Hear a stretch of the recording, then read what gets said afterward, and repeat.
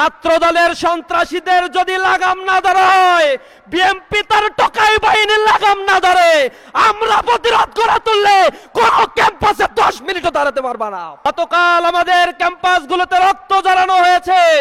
আজ আমরা বলতে চাই, গতকাল যারা ক্যাম্পাসে হামলা করেছে এরা একটাও কোনো ছাত্র না, এগুলো সব ছাত্র সন্ত্রাসী টোকাই।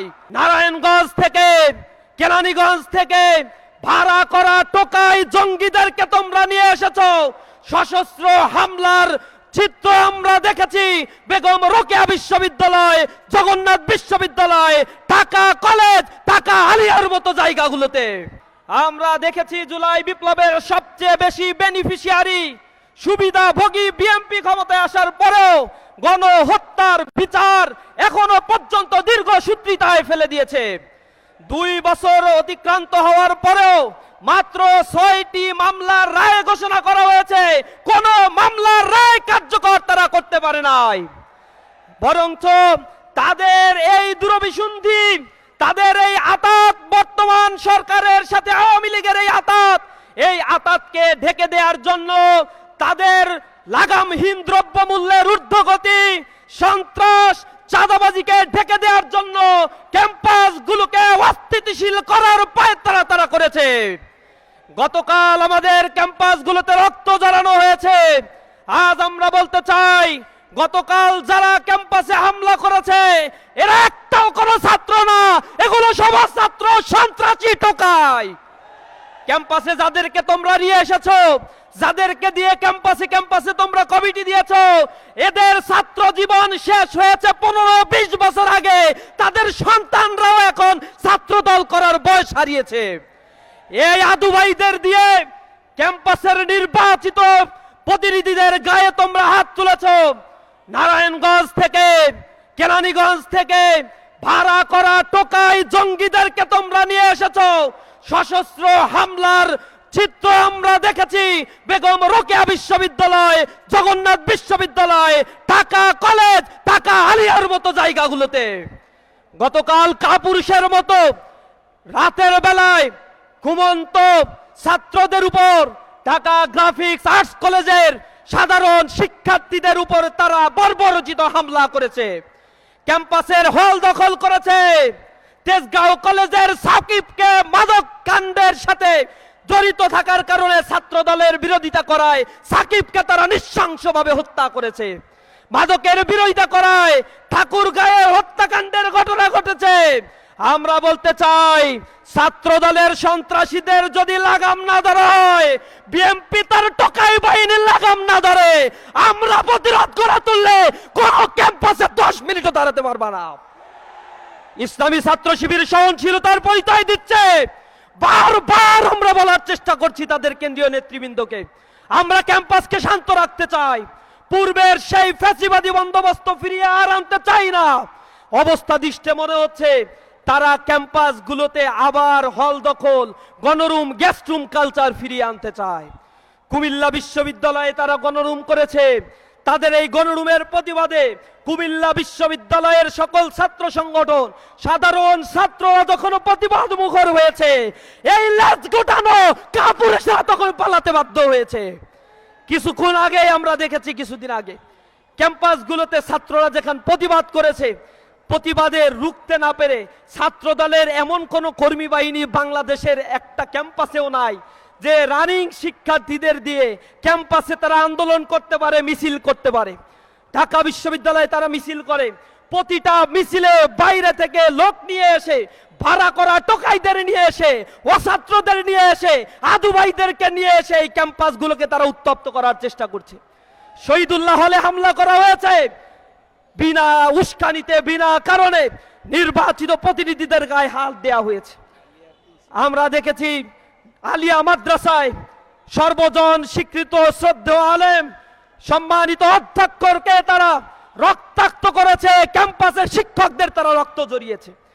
আমরা দেখেছি গতকাল জগন্নাথ বিশ্ববিদ্যালয়ে হামলার পরে আহত শিক্ষার্থীরা যখন চিকিৎসা নেয়ার জন্য ন্যাশনাল হাসপাতালে অবস্থান করছিল, সেখানে দফায় দফায় তারা ছাত্রলীগের মতো হামলা করে তারা তাদের জাত চিনিয়ে দিয়েছে।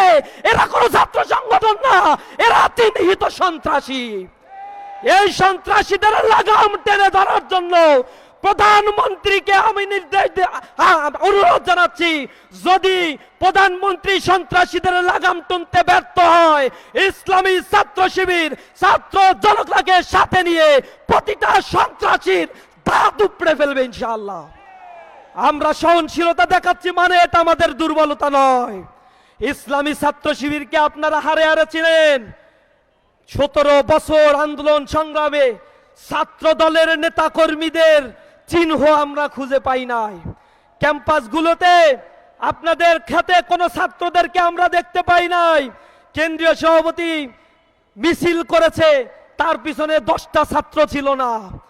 কি আন্দোলন করেছেন, কত সক্ষমতা আপনাদের আছে তা আমাদের জানা আছে।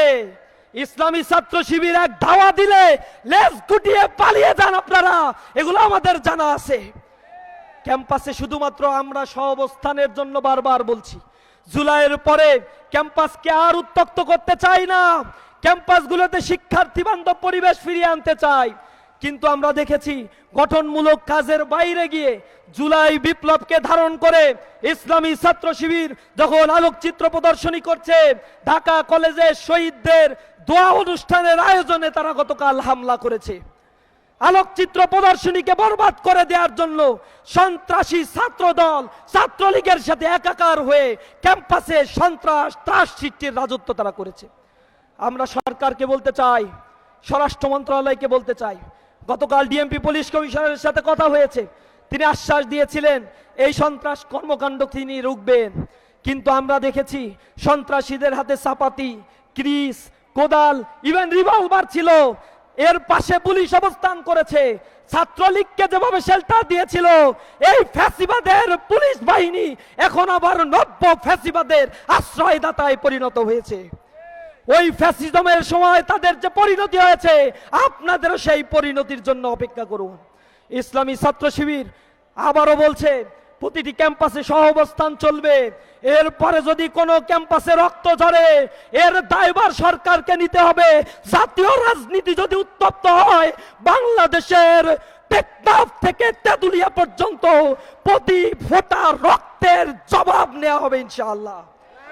আমরা বলতে চাই, ইসলামী ছাত্র শিবিরের একটি কর্মী বেঁচে থাকতে কোন হল, কোন ক্যাম্পাস সন্ত্রাসী চাঁদাবাজিদের দখলে দেয়া হবে না।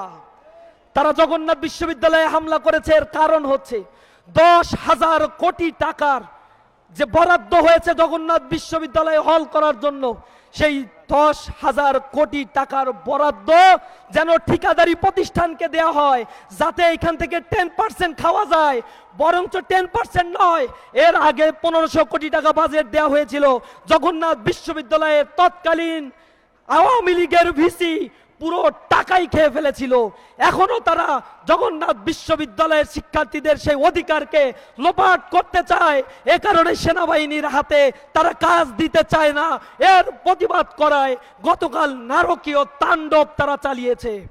আর এই তাণ্ডবের সাথে রানিং কোনো ছাত্র ছিল না। এই তাণ্ডবের সাথে যারা জড়িত ছিল, আশেপাশ থেকে টোকাইদেরকে ভাড়া করে নিয়ে এসেছে। পার্শ্ববর্তী এমপির ইন্ধনে এই হত্যা হামলা চালানো হয়েছে। পার্শ্ববর্তী বিএনপির সন্ত্রাসী নেতাকর্মীরা এর সাথে জড়িত ছিল। আমরা দেখেছি ঢাকার শীর্ষ সন্ত্রাসী চাঁদাবাজ টোকাই নয়নের নেতৃত্বে এই হামলার কাণ্ডগুলো ঘটেছে। তার মানে আমরা বলতে চাই, এই নয়ন এইখান থেকে ভাগা পাবে, ওই এমপিরা ভাগা পাবে, স্বরাষ্ট্র মন্ত্রণালয় ভাগা পাবে।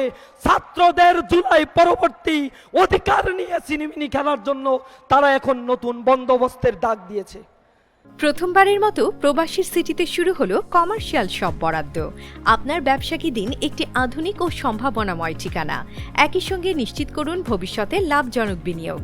সীমিত সংখ্যক কমার্শিয়াল স্পেস এখন বুকিং চলছে। স্ক্রিনে প্রদর্শিত নাম্বারে আজই যোগাযোগ করুন এবং আপনার পছন্দের শপটি বুকিং নিশ্চিত করুন। স্পেস সীমিত, তাই দেরি নয়, আজই বুকিং করুন। প্রবাসীর সিটি, আপনার ব্যবসা ও বিনিয়োগের স্মার্ট সমাধান।